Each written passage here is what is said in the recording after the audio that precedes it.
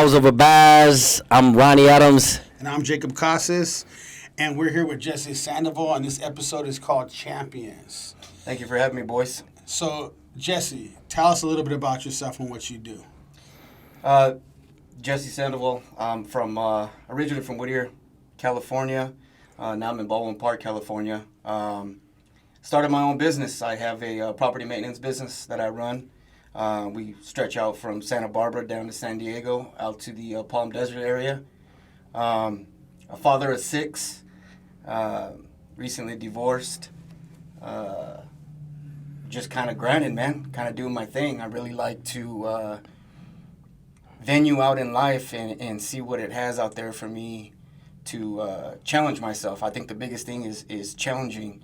I don't think we challenge ourselves enough to where we can really Well, only champions challenge themselves. That's exactly. But avoid the us. Try to flow. Okay. Go ahead, With having my own business, driving myself, making things happening on my own. After time, I didn't want to work for anybody. I was tired of working for the big box corporation. All my life, I've always was a forklift driver. I was a conductor on the railroad, a diesel mechanic, and after divorce, I had, like I said, 24 years of marriage. After divorce, I kind of had to get out and find myself. That was my first time since I was 15 years old without. So when you say finding yourself, what do you mean by that? That was more of finding the howler in me, as you could say, grabbing my balls and going, man. It was my first time being on my own. I've always had that baby mama was really who I always leaned on, and I didn't really find myself as a man until divorce set in. First time being by yourself without your 6 kids, that's just another life setting. It opens up the door to new challenges. And those challenges were a lot of long nights by yourself, a lot of long nights with a bottle. It's definitely opened up my eyes into life, into real life. So it was definitely some changes that needed to be made within me. I think the biggest thing was being alone, being okay and being alone and knowing that you're going to be all right. And the biggest thing with that is, again, I'm a father of 6. I have 2 disabled sons. Since they were 6 months old, I've had to challenge myself, commit myself to being a dad and cut out any or all bullshit that was going on. There was no late night drinking. There was no going to the bar with the boys. There was none of that because my sons needed that attention. My boy has had seizures since he was 6 months old, and his types of seizures are different. His type are the type that if you don't give him a medicine, he can die. And that was one of the big challenges. And at 20 years old, most 20 years old in life, they're running around having a good time. One of my sons is 20, and I think about him, and I tell him, hey, mijo, if you were dad and you already had 3 sons, and your third one was laying in county over at USC Hospital because I didn't know what insurance was at that time, and your wife at the time is telling you we're going to lose your son, and he's laying on the table, and he's seizing to death. He had been seizing for over 3 hours, and doctors didn't know what to do. And it came down to a point where they wanted to induce coma on my son, and at 20, I had no idea what that meant. So they were covering him with the sheet as he's seizing. She came into my arms. Well, what are we going to do? And at that time, that's when you really have to man up and think about it yourself. You can't just ball up. You can't, as a man, you straighten up. And I thought about what my pop would tell me and what my grandpa would tell me. And you never let them see you at your weakest point at that time as a man, And I was a child. I was 20. So a lot of these challenges that you had to go through in your divorce, your relationship with your wife, and the challenges between your kids, your disabled kids. Mm-hmm. Was this before you started business, or Oh, this is way before. Way before. Business. I didn't start my business until after my divorce. After it you- wasn't until after my divorce. It wasn't until after I met who is my mentor, and he really kicked my ass. He said God put him in my life, and he said, "Oh boy, we're gonna straighten you up real quick, like." And he whooped my ass 16, 17 hours out of the day, 7 days a week. And for some reason, before that, when I was married, I would fold. I would fold under pressure, and I didn't want those challenges as a leader. How did you overcome folding? My faith of course, in God was huge. My faith in not letting my kids down was another big thing. So do you think as a man and an entrepreneur that faith in God is a big part of, I mean, just not just you, anything? Absolutely. I to me personally, my personal beliefs is you can't get anywhere without that help. Now, I'm not saying that you're just going to go and you're going to pray and things are going to happen for you. You have to apply yourself. Right. And once you apply yourself, then the prayer, then the sacrifice. meditation starts to come in, and you start to learn yourself. I like to every morning take that cold shower. I like to meditate during that time, give thanks. Thank that my children are up again, that we have another day. So Jesse, so I haven't doing this show. We haven't encountered somebody that been through the experience you have with two children that are disabled, and that one could potentially just pass at any time. Yes. And you had to overcome that. Yes. So being a man, a leader of your home, the person that has to be like, everything's okay, it's gonna work out. How do you live that life every day? How do you live that and move forward day to day? With the situation that we had, we were kids having kids. That's what I like to say. By the time I was 24, I already had 5. So when me and the kid's mom used to walk around Vegas, and I was pushing a double stroller, and I had a kid in my back, and I had 2 in the front, and then I had baby girl with me holding my hand walking. Can you imagine those looks you used to get? Those are the types of things and challenges you just gotta put forth what you want best for your kids and your belief as a man, and you walk taller, prouder. Yes, I am a father at this age. Yes, I can control their destiny. We had a lot of help. My parents were huge. The kid's mom's parents played a huge part in that. But you're the man, you're the leader. Exactly. So you're the one that everything's on your shoulders no matter what. Right. How did you deal with that? How did you overcome the situations that you were in? At 23, 24, you're still growing as a man yourself. It wasn't until after my sons started to get sick and seeing my boys struggle, that's when manhood hit me. That's when things started to unfold to me and life started to make sense, I could say. That's when I knew that I had to grind every single day for the rest of my life. Those boys were going to need that sacrifice, that help, no matter what. They will always live with myself or with the kid's mom forever. Forever. The reason why I started my business was to be able to not count on government help, government aid, because once they hit 21, once they become adults, the government... Yeah, they wash done, their hands with done. you. Yeah. Here's $500, live off of that, figure that out. Can we live off of $500? No. Hell no. Hell no. And with my boys, they're very high functioning. They understand. They ask questions. Why do I feel this way? Why do I think this way? You have to be able to explain those circumstances to them. You have to be able to guide them. They want to be a boyfriend. They want to be a husband. They want to have kids. They can't. Right. There is absolutely no way they can.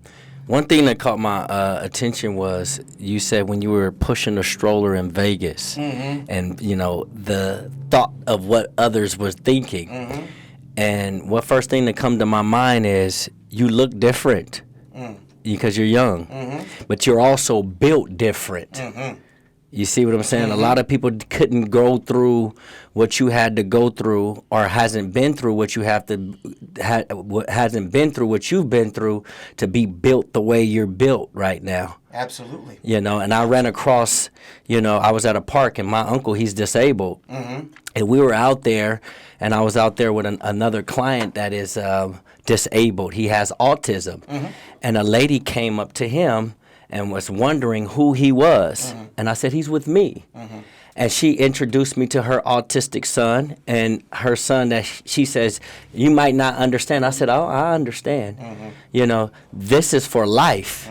Like you said, they might not have the opportunity that other kids have. Absolutely. They're going to be with you. Those kids are going to be with their mom or their dad forever. There's no, hey, I got to wait till you're 18 and then you go out and, experience life.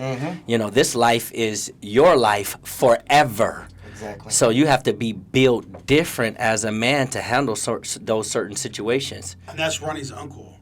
So patience, guys. Yeah. The patience is what That's good. builds. That's what starts. My son is autistic as well. So I have a son that has autism. And he has seizures, and I have a son that has seizures as well since he was 6 months old. My older son started them at 12. The challenges you have as a man, that you put yourself right away to the front of the line. You have to protect anything and everything. We didn't take normal family vacations. Right. We couldn't get on an airplane and say, let's go to Hawaii, because if we're in the air and he has a seizure, well, there is no emergency. Right. So as a dad, you have to plan out. You have to make what's best for them. You have to make vacations fun as Vegas to them. They like the water show. They like this. Certain things is what they appreciated and they liked.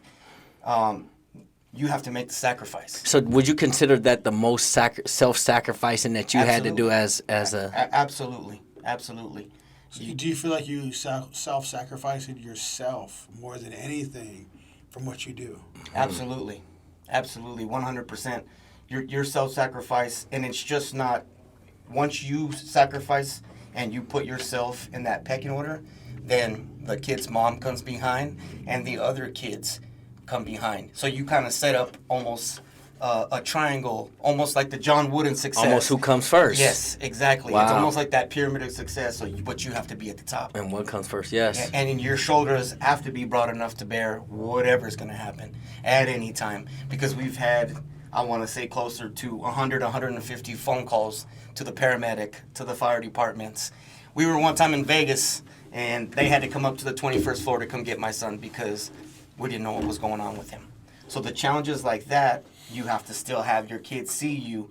Everything's okay. Look at dad and, oh, dad's not bad in the night. Oh, dad's got mom is cool. Everything's all right. Once they start to see that, then they can start to feel away. Then you have to teach them how to understand why they're sick as they get older. Why do I have to be an understanding brother and sister? Why?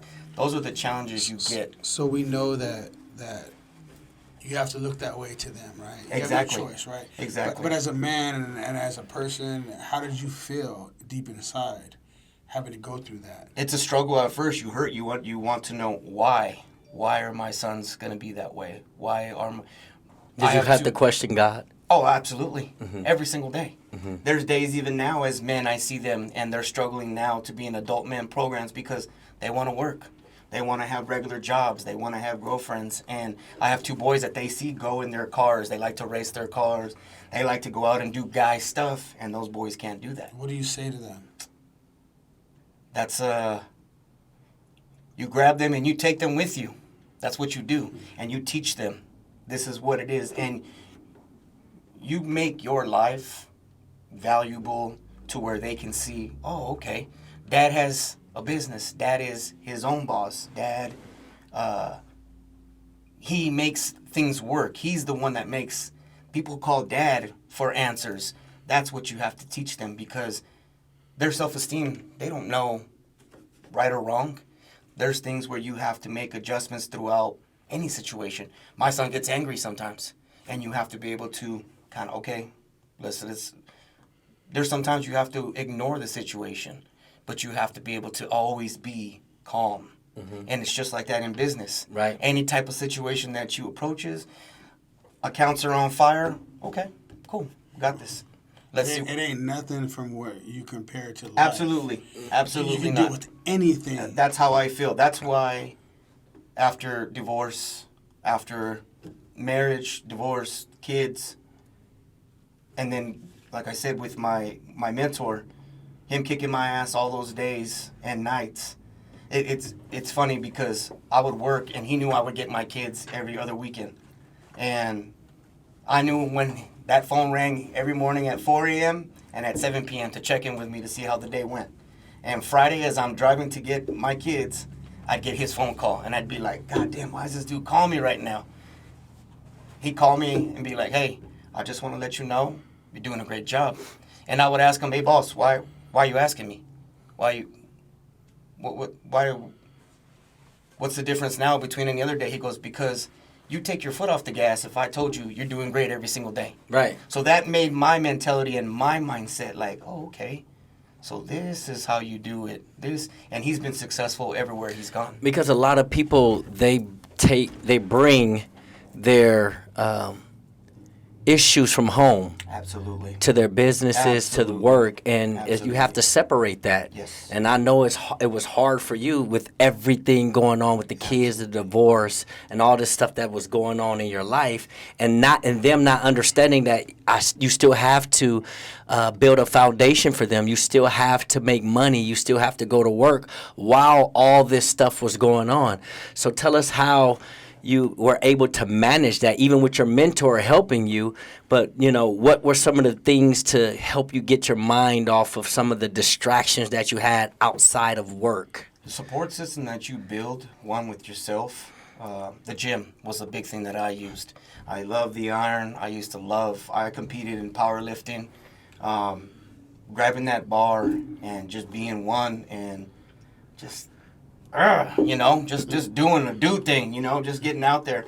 And then you find good gym dudes who are like you. And they used to tell me all the time, man, you an angry little man, because I would like to lift with the bigger dudes. Right. I would like to be around good people, good, solid core people. And that's what you need to do. You need to have a good, solid core around you.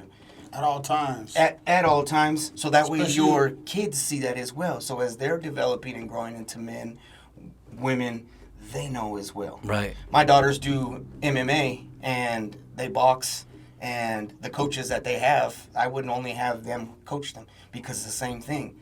Them girls are vicious. My daughters are vicious, and I love that about that. It's therapy for them. Exactly. And I can share that with them. We can sit and watch MMA fights.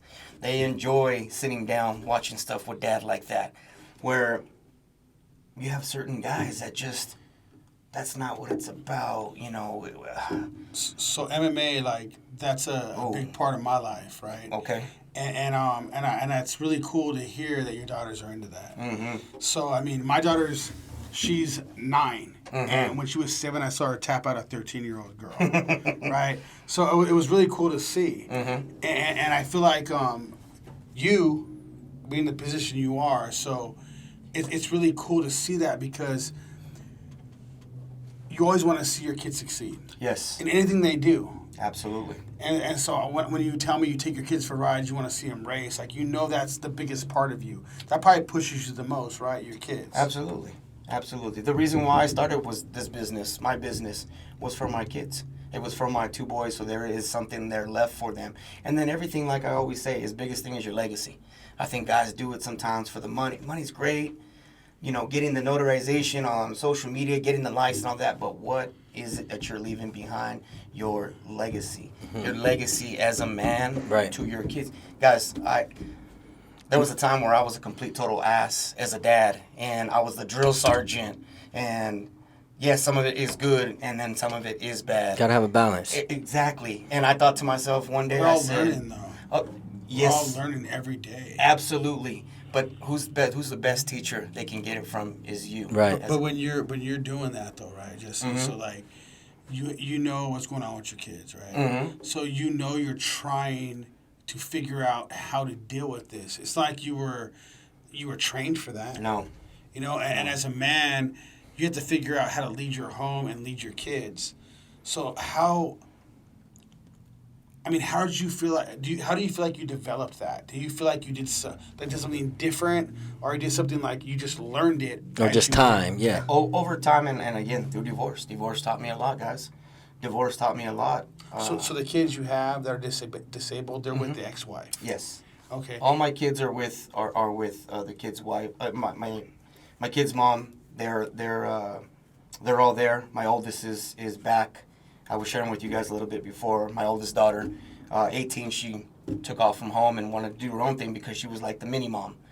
So she went and did her thing, and I was proud today. Yesterday, this is a big implementation of my business. I was able to give her my home, fully furnished, and have her come back and live here in California again. She's been in Oregon, she's been in Vegas, she's been in Arizona, and at 27, she's finally able to come back home, and I'm able to provide, and not only just provide, but show her the steps, because she's a little businesswoman herself. So you never stop being a dad? Absolutely no matter not. how old they are. Absolutely not.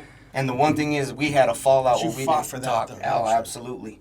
And that's the toughest thing. Being a dad is not easy. It is always up against us, no matter what. No one wants us dads to survive and be successful. That's what I feel. That's why when I meet guys like you guys, like-minded men like you, it's very easy to talk. It's very easy to bullshit. It's very easy to.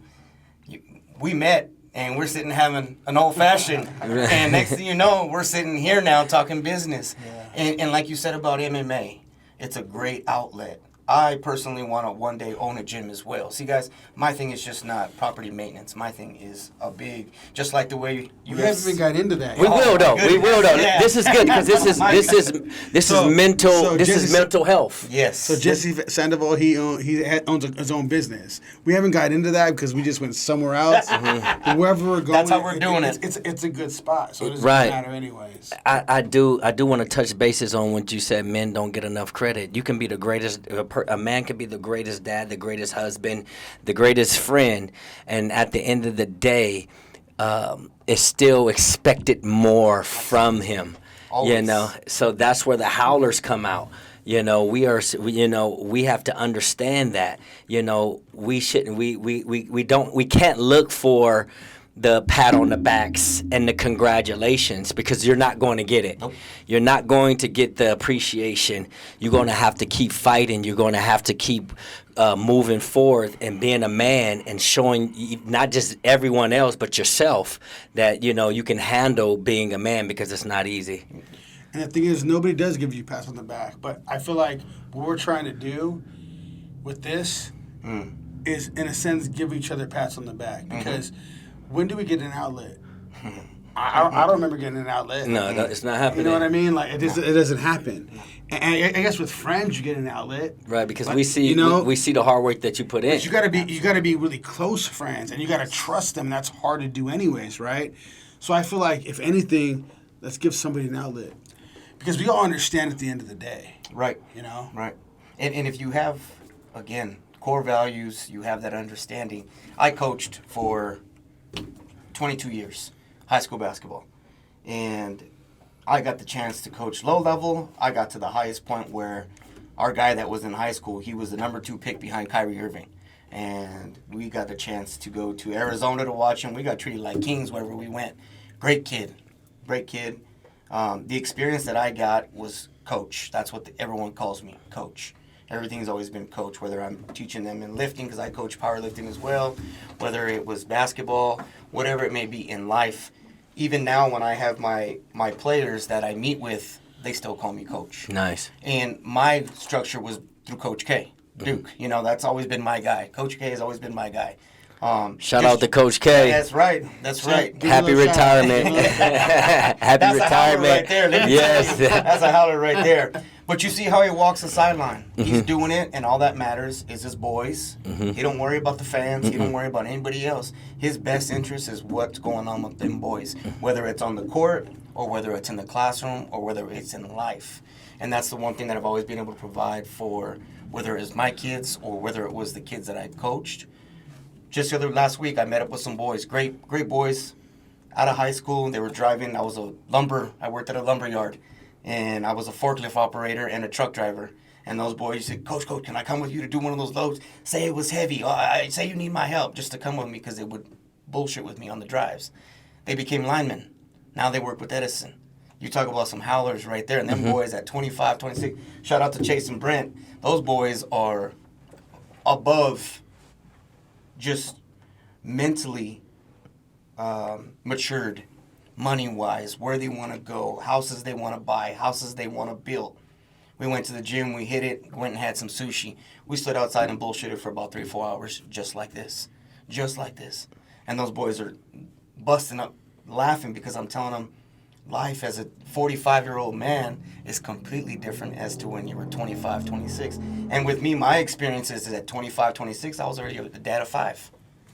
At 28, 29, I was a father of 6. And That's Mexican, right? oh, dude. and in our generation, in our time, guys, you had the big families. Right. Nowadays, you don't see that. Nah. 1 or 2 here or there, you know. The economy has done it's that. Definitely. It's a mess. Nobody wants kids now. No. They're old as hell. Don't have kids now. Kids are watching the parents and like, ooh. That's exactly. And parents are using the iPads and the iPhones Right. to watch them now. But the thing again is the self-sacrifice, what you want to put into the time as a man, as a leader, into whoever's in your life, whether it's business, whether it's personal, your family, your kids, whether it's your friends, whether it's your colleagues. You always want what's best for them. So if you can point out or use your past experiences, your past fuck-ups, a lot of them tell me, Coach, you have great advice, because I fucked up a lot. That's why I have great advice. I can tell you because I've been there, done that. It happens with a lot of us, you know? And now at 45, at 41, 42, and we're starting our own businesses, we can see things. You can remember, oh, shit, I remember back at 31, 32, homeboy was loading up a truck and this, and it almost tipped over. I'm not going to do that now, because you remember. And you play those instances over in your head. And you tell your sons, you tell your daughters, that does sound good. You want to hear them out because you want to hear their ideas. You want them to feel like they mean something, because out here, ain't no one going to give them time. So at least if you're dad and you're giving them that time, they're like, you know what, Dad? I can go to Dad. You know what, Dad? Let me talk to Dad. Let me call Dad. Let me text Dad. Hey, Pop, what, this, that, or other. Okay, cool. Okay, son, this is what I would do. Right. So tell me what you would do. But at least you're building that confidence out in this world, so that, like I always say, guys, I always use my last name and I hashtag my last name Sandoval in everything, because that's what it is. That's my legacy. That last name is my legacy. Right. I feel the same way about that. Right? Absolutely. But with your business now, right? So tell us, let everybody know, what is your business and what do you do? Champion Maintenance Services. So we do anything from armed and unarmed security, parking lot sweeping, pressure washing, bulky item cleanup, graffiti removal. I reached out I was with Athens Services. I took it a step ahead and got into plumbing, general contracting. I went out and paid for my insurances and went out and found the best guys that I felt possible to be able to get the bigger accounts, to be able to be more face-to-face, more on hands with all my customers. I remember you told me you do a lot of malls. Yeah. So just recently, shout out to Mike Dieter over at Plaza West Covina and Nicole Pillow. They were customers of mine when I was at Athens. And when I started my business, I rolled into it, went into the office, went to drop my business card, and Mike Dieter's a big dude. He's a big dude. He's about 6'5", about 300 pounds. Literally, he played some offensive lineman in high school. Opens the door. What's up, Jess? Hey, what's going on, Mike? What the hell are you doing here? Gave the business card. Hey, dude, actually been looking for your service. We haven't gotten service since you left Athens the same way you used to. I'm very hands-on with my customers. So my question is, before you started your business, you said you worked as a forklift driver. Is there anything else that you've done? Like, what was the steps before you decided that you were going to go into your own business? Forklift operator, truck loader, lumber yard, truck driver, conductor on the railroad, diesel mechanic on the railroad. Those are the type of jobs, the blue-collar stuff that we do, guys. The blue-collar, the stuff that we're supposed to do. the hands-on, get your hands dirty, the old mentality, 70s, 80s type guys. And how long did you do that for before you boy. decided to, run your own show? So after divorce, I've been divorced now going on 4 years. I always did that when I was married. Left, got a phone call. Hey, you want to work out on Sylmar? I said, what's a Sylmar? That was a city out in the valley. I had an old friend. He goes, it's different, Jess. You're going to be doing sales. You're going to be doing managing. I wanted to challenge myself as a man. I said, yeah, let's do this. Let's go out there. Simi Valley, Calabasas, Ventura, Santa Barbara. I started learning all these cities that I had never known. I was from Whittier. Whittier, La Mirada, Brea, that's about as far out as I went. A little bit of LA, and the OC is what I knew. But I got a chance to get out there, and I challenged myself, and I had to learn about the trash industry. I had to learn what property maintenance was all about.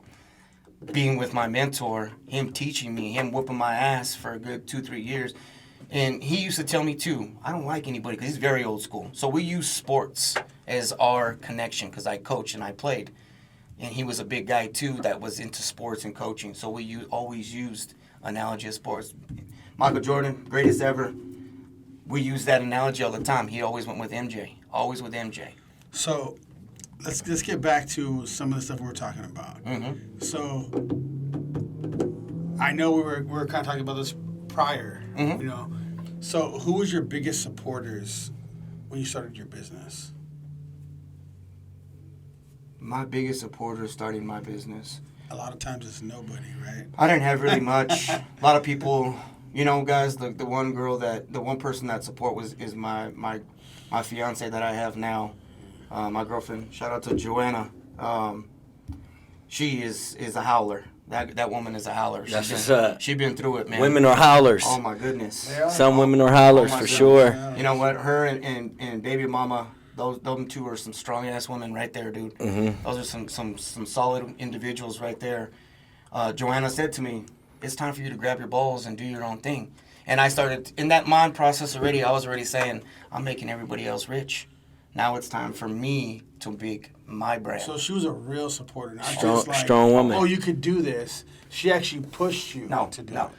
it. New Year's Day, get your shit together, grab your balls, go get your licenses. Damn. Mm-hmm. Just like that. That's like, hey. And it's important to have a strong woman, on your side. That's sexy as hell.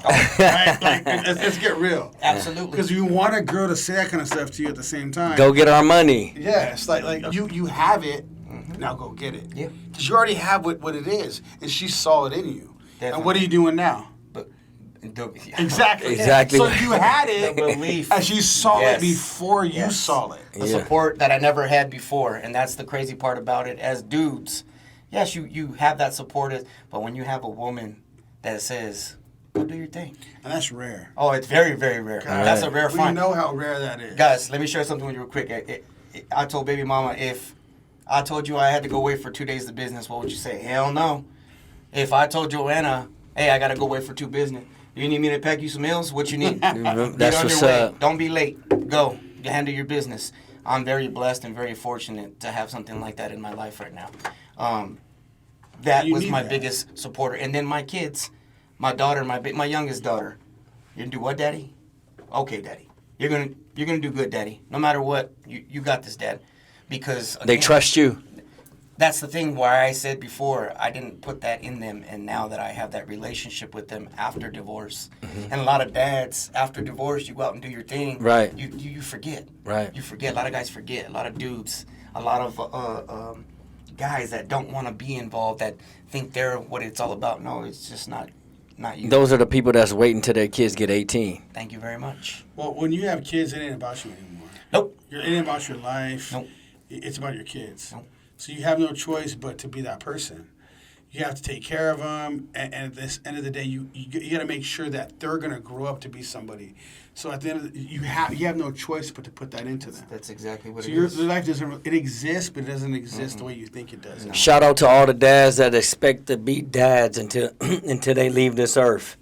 Most parents only want to be dads and moms until the children are 18, and then there you go off to college. I do the bare minimum. Yep. But shout out to those dads that understand that I'm building a business, I'm building a future, I'm building something big for my kids because I brought them into this world, and my job is never done.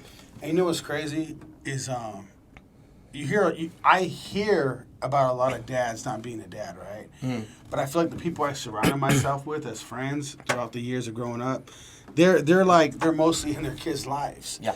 Like they're more of a parent than anything. Yeah. They're always been dads. Mm-hmm. I feel like I don't know if it's our generation or what the case is, but I feel like we've put more time to our kids than the past, right?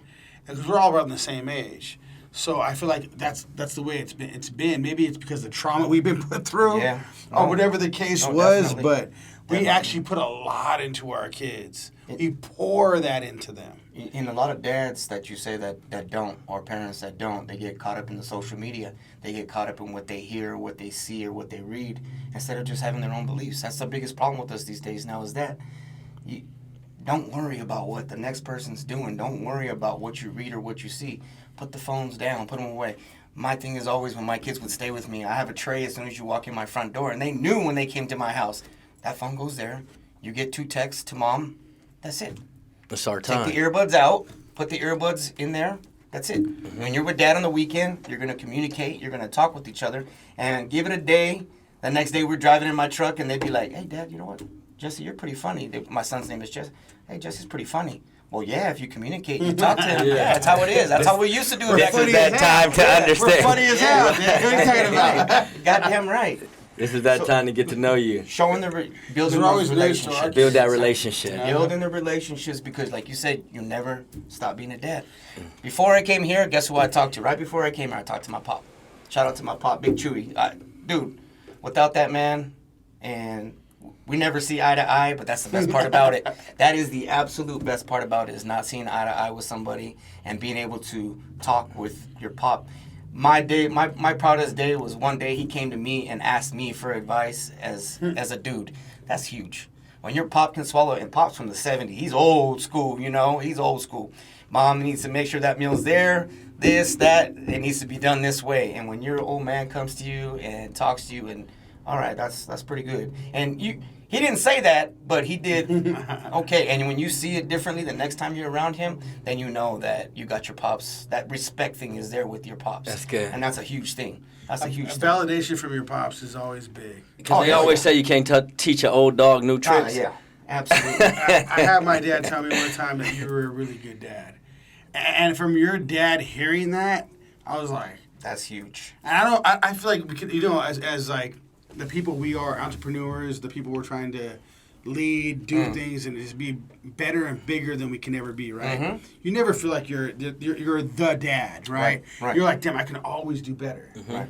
But when my dad told me that, it was like only a couple weeks ago, I kind of like paused, like, oh.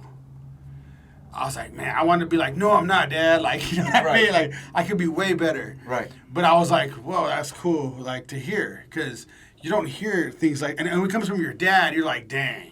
That's You a know what I big- mean? That's a big Like, figure in your life, It's man. a big deal. And then that goes to transitions back to the business part of it, where now you really feel like, okay, if you can influence or impact that man, and he's actually there, and he's got your back, and he's supporting you, what else do you need? What more do you need than that? The second is your woman. Of course. The second is your woman. Well- That validation from your woman is so important, you know, because, you know, especially if you're living together, especially if you're married, or especially if you're building something for that family, that validation helps us grow and continue to grow into a better man, and to continue to allow us to want to do this, not just for ourselves and our kids, but for her also, you know, because everybody has that idea of having a mate in their life, you know, and when you get that right one, you want to be able to do it for her also. Absolutely. And then you get your second chance at it. You get you can I have had 24 years where I wasn't, you know, you get a chance to fix and make things right, is what you say, but having that backbone with you, helping you right by your side, and again, guys, it's important. it's important. And not that, go back to what we say, she sits and watches MMA. She wants to box. She wants to get in the ring, and she wants to compete. So that's a big thing for us. We're pushing ourselves to next February, March. I'm supposed to get in the ring and do grappling, and now she wants to box by the summertime. So even at 45, you can still challenge yourself. You still Always. push Right. yourself. It never ends, dude. Never ever ends, and that goes back into the business part of it. Yeah. How far can you expand your business? As we were talking about how we got into family and Right. growing up, now in the business part of it, what can you do? My biggest thing is always seeing, I'm a big Dana White guy. Shout out to Dana White. Shout out. Dude, that dude don't give a fuck about what anybody thinks. Like, he tells you, you tell me I can't do something, well, fuck you, because I'm going to do it. That's kind of the mentality that I have with certain things in my life when it comes to business. I've had the cards stacked against me since I was 17, 18 years old with kids. You can't do it. You're never going to make it. You're never going to make enough, this, that, or other. And that was some of the closest people to you. They always are. And that's how it was. Now where I'm at, and you people hear shit going on, like, whoa, wait a minute. You're like, you really have your own business? Like, when I called my mentor and I told him, Don't even like it. Yeah, I got my COI. Do you need me to take care of you? And he's like, wait, what? Like, you really have your own business? Yeah, I do have my own business. When you're able to have impact or influence the way Dana White does, that's a huge, huge thing for me. And like with him, UFC, just with WWE got bought, I want to be the business that owns UFC and WWE. That's where with me, guys, I'm trying to do not just property maintenance. I want to open an MMA gym. I want to open up a powerlifting gym. You're going to. Most definitely. Definitely. Most definitely. I want to do all the things that people say can't be done. I want to have that be done. Barbershop with a tattoo shop in it. Upstairs is the gym. You know, downstairs to the left is your therapy, where we're going to have cold plunge baths, and we're going to have the saunas down there.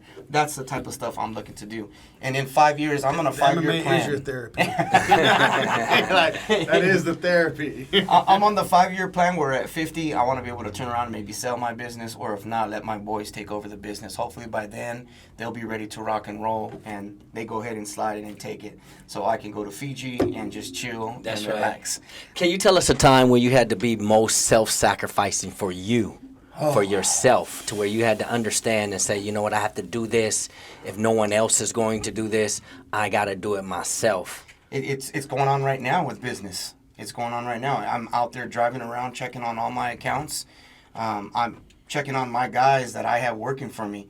I'm going to call them and tell them, hey, I'm going to be in San Diego this week. Guess what? I'm not going to be in San Diego. I'm going to be in Ontario. Yeah, check it. Up in your ass, because I'm going to be checking on you. That's good. And then what I'll do is I'll call them and tell them, hey, man, can you send me some pictures? You know, this, that, other, what's going on? Oh, yeah, boss. Okay, this, that, another. Okay. Wait about 10 minutes, call them back. Hey, man, where you at? Oh, I'm right here, boss. Blah, blah, blah. Okay, well, I'm right here. Where you at? What do you mean where you at? And then send them my location. And then you get the phone call. That's when you start to find your howlers. That's when you start to find the guys who are not about it. Right. But you have to be that guy. If they're willing to see that you're out there working, elbow by elbow, side by side, grinding with them, boss is up at 7 or 8 making phone calls. Hey, boss, when do you sleep? Right. When do you sleep? Sacrificing You your weekends. You We don't. We howl at no, night. that's right. That's right. It never stops. So that's what a lot of my customers say. Jess, you like to face-to-face. You don't text. You don't email. No, I'm going to be there. If I tell you I'm going to be there, I'm going to be there. These first 2 years are what's key when you start a business. To me, that's what's most important. Them knowing that whenever they call me, I will be there. I will answer the call. I will get you your service. I will take care of you, no matter what it takes. I want them to understand that when you call Champion, this is what I used to tell, and I learned this from my mentor. Be the easy button. Remember that Staples commercial where they say, oh, shit, it's bad, and they had that big easy button? So when the Plaza West Covina Mall calls me and they got a broken glass, the easy button is called Jess. Jess, can you take care of it? Yeah, I got it. Or they're at lunch with one of their colleagues. Damn, man, my fucking sweeper sucks, man. Well, let me give you Jess's number. Well, who's Jess? Don't worry. Just call Jesse. He'll take care of you. That's how I have established. Easy way. The easy way out. That's how I've established a lot of my business, guys, is that way. So that's self-sacrifice of putting yourself out there. Almost like, as you would say, whoring yourself out there to the business. But I'm whoring myself to myself. It's for me. Right. It's to build me. Then you start having those dudes around you. You start to find those howlers around you that are going to be there. And my pressure washing guy, shout out to Junior, man. That dude, he's been doing it since he was 15. He's 30 now. That motherfucker just bought an Audi R8 for his mother-in-law. That's He's right. able to do something like that for her. Good, strong dude. And you gotta know how to separate the Howlers from the Baaz. Absolutely. And the thing is, it's kind of crazy because they actually show themselves pretty early on. They do. Even if you got to use them. Set traps. Because everybody needs a Baaz. Yep. You still need workers. Yep. So everybody needs a Baaz still, but the Howlers is the ones you're like, okay, this dude is going to run my business one day. Yep. When I could just be on vacation, this dude's going to handle all my stuff. Mm-hmm. And you know that, right? Like, you know that right off the bat. Yep. Who's howling, who's not. And you said, like you said, you use a Baaz against a Baaz, so you start to find out what's really going on. And if you have that right Howler side by side with you, and you can talk him through it, then you're gonna build your own another little entrepreneur sitting right next to you. Right. You know, and that's the best part about it, guys, is getting to these guys at a young age or at an old age, like you just said. Someday they say you can't teach an old dog tricks. Well, fucking look at me. Look at me right now. I feel like our breed's different though, because like we have no choice. No. Because like the whole like social media, everything comes down to any type of like the phones. They change all the time. Oh man. I mean, we have no choice but to change. And it's kind of like, I mean, this is our generation of change. Right. It really is. So I feel like we have no choice. Adapt or Are like you they dead? say. Are you dead? Are you dead? You die. Right. It is How what it important? is. How important is your leadership to the ones that are around you? How important you feel like your leadership I believe is? it's everything. I believe it's everything. You show up early. You're there. You're the first one there. You're the last one to leave, like they always say, guys. That's how leadership is. That's what's established right Where from the does your get-go. leadership start? My leadership starts the second my eyes open. The second that my eyes open, I don't push snooze. You Ready. roll up and roll out, and you're ready to roll. That was taught to me through my mentor. Shout out Will Wilson. Dude is just absolutely phenomenal man.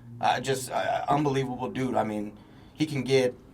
They always say you can't make chicken shit out of, or what do they say? You can't make chicken salad out of chicken shit. That motherfucker can make macaroni salad and some other dishes with that shit. Because So leadership is very important to you. It's everything.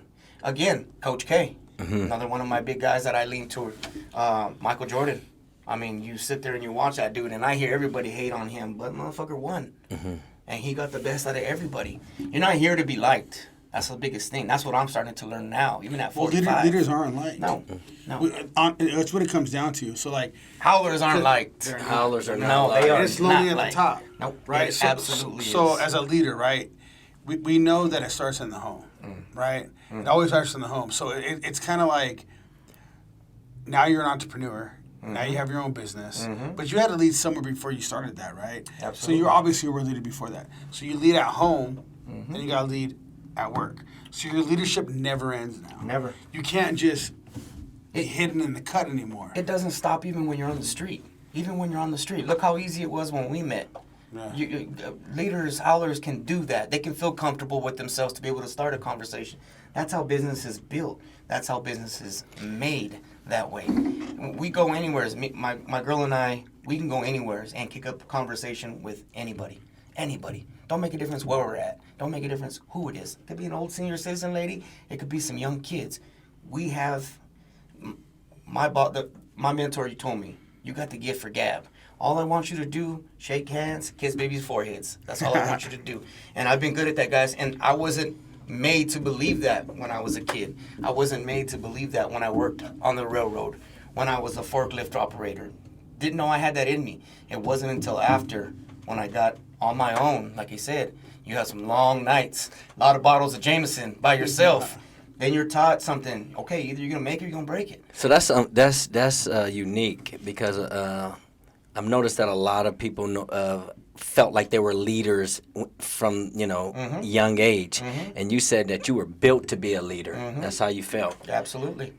So at that, so it's not over for people right now that doesn't think that they have not. leadership or can be a leader. No. You can grow into being a leader. You just have to have the tenacity, and you have to have that drive, and you have to have. That's why I'm here. That's why I'm here to say and share that with you guys, because like I said, you two are the same way. You got look at the age we're at. Look at what we're driving to do now, to get the message out to other dudes, to get the message out to other To the howlers. Baaz. Yes, and to let them know. It's dude, some Baaz that are not leaders right now, and they can be leaders. Just chiming in Absolutely. to understand. You could have that one person in your ear now that's the wrong person in your ear. So there's something I want to ask you too. So, as a man, I feel like every real man has, at some point in their life, they have to be courageous. Mm-hmm. Now, in order to be courageous, they have to have fear. There is no being courageous without fear. Mm-hmm. So, what was the kind of fear that you had to hit you at some point in order to be courageous in either entrepreneurship or as a man, period? As a man, it was easy. When my kid was laying on the table at 6 months old and I was 20 years old. And right then and there, you had to be dad. You had to be husband. You had to be you had to be everything. You had to show in yourself, okay. And it's like that whole hot and cold moment right before you're going to fight.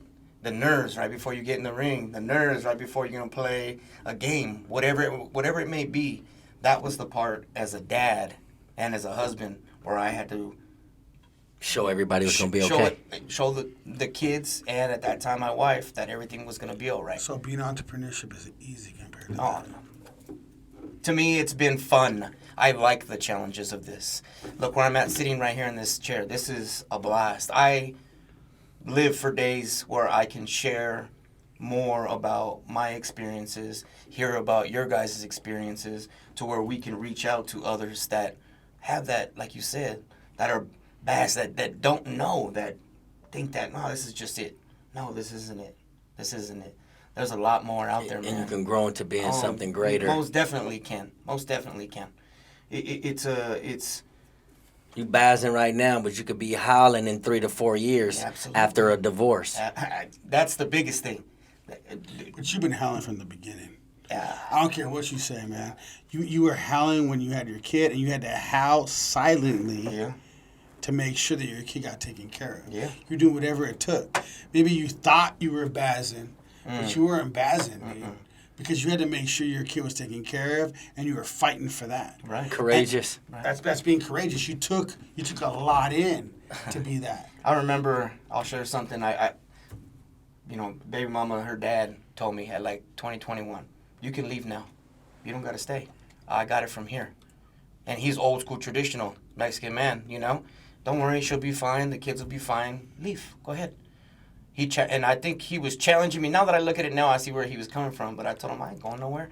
My kids know I'll never go anywhere. And you got dads that bound, like you said, 18, they're gone. You got dads that take off all the time. All the time. You got baby daddies that they're just, you got baby mamas that are just, they worried about themselves. I got more friends, girls, guys that I see that worry more about their TikTok followers, that worry more about what they're posting on TikTok, how many likes they're going to get, kids. how many get subscribers, and they're grown folk like us. Grown folk like us that are worried about stuff like that. And I'm telling them, well, what kind of example are you setting? You always have eyes. That's the one thing I learned as being an entrepreneur. Eyes are always watching you. Always watching you. Always. So whenever I post, whatever I put up, you're always going to see me smiling, having a good time. I show my kids that dad's always all right. They never have to worry about dad. Dad's always having a good time. I'm always smiling, always having a good time. Always. But are you always? Between us, right? Like we know that there's always going to be a lot going on. As an entrepreneur, let's just say period as entrepreneur, right? But then you have the situations you have in your family. Of course. So you have to. I mean, we know we have to put on that smile to make our children smile, right? So how does that affect you in reality? Like how do you feel? Because I feel like people out there need to know this kind of stuff, because we're all going to be tough inside, right? But everyone takes in challenges and has an effect in a how do you say it, guys? Growth, and then also how it's going to come out of you. Myself and my girl, we've taught each other a lot about that. She's very, very, very hot-headed. Very strong with her tongue. Will. Oh my goodness. Oh, that woman's going to tell you exactly what she feels. And I've taught her, as she's taught me, that's not always how it could be. If you're feeling a way, speak on it. And my kids have learned that about dad now, that I tell them now, hey, before you couldn't have told dad whatever, now you can. Come to me, talk to me. It's better that you get it out rather than hold it in and let it fester inside of you, because then bad things happen. Very, very bad things happen when stuff happens like that. I have a lot of stories that when I was married that I used to hold things in to where I'd make myself sick to my stomach. And that was the wrong way to go about things. That's not being wolf. That's not being going out there and howling. You let it out. Whatever you got going on, be loud about it. But have a purpose. And make sure your purpose is right. I think that's the biggest thing, too. You can't have a purpose in anything.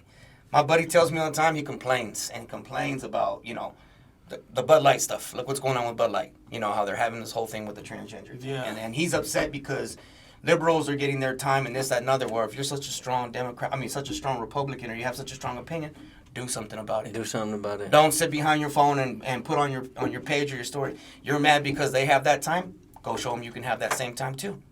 Because there are guys that feel the same exact way as you that you can go on and push. It's the same thing as entrepreneurship. Look, you got a great guy. Shout out to Bedros Koulian. That dude is another dude that's just an amazing businessman. He always talks about that. Always talks about how you need to be a positive force from the second that you wake up. Well, we love you here, man. Like, honestly, this was a really good conversation. I feel like you need to be back on again. For sure. I appreciate that. Anytime. And I feel like this hour went really fast. Definitely.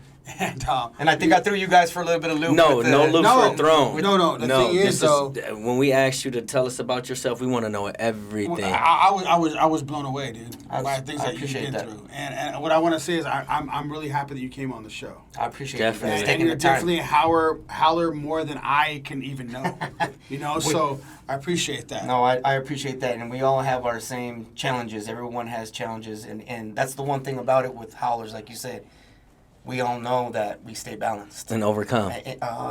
That's the biggest word right there, my man. And overcome. Have your purpose Mm-hmm. and overcome. And That's overcome. the biggest thing right there. Overcome. And like you said, always stay smiling. Yeah. Always stay smiling. Through it all.